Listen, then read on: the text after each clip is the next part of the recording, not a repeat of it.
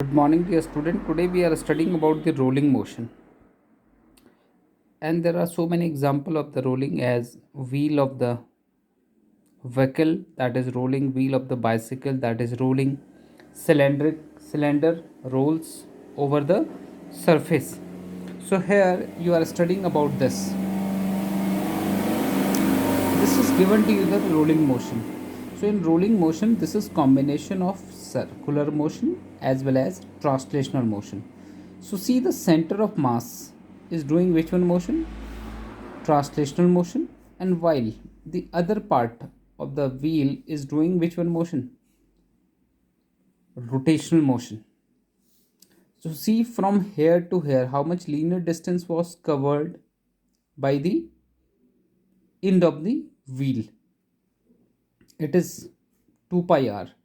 One circle has been completed, but the center of this wheel had covered how much distance? Only linear distance.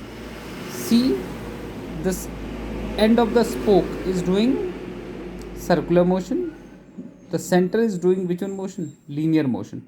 So how much linear motion? 2 pi r.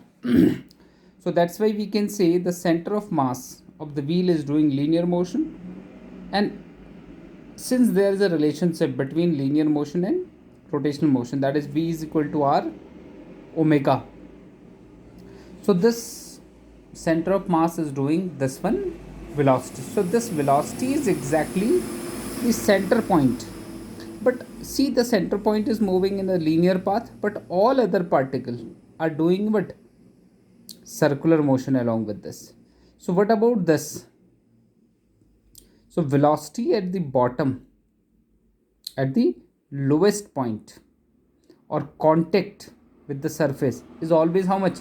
The particle which is at contact, so its velocity is always 0.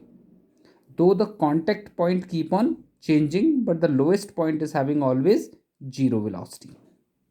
While the center of mass is having velocity v is equal to r omega. And what about the topmost point?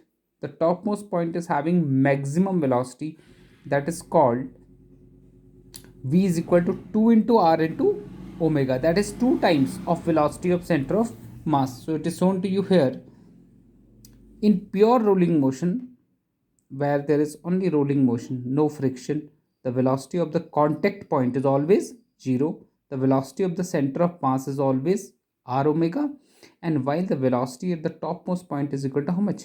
To r omega. So this always you have to keep in your mind.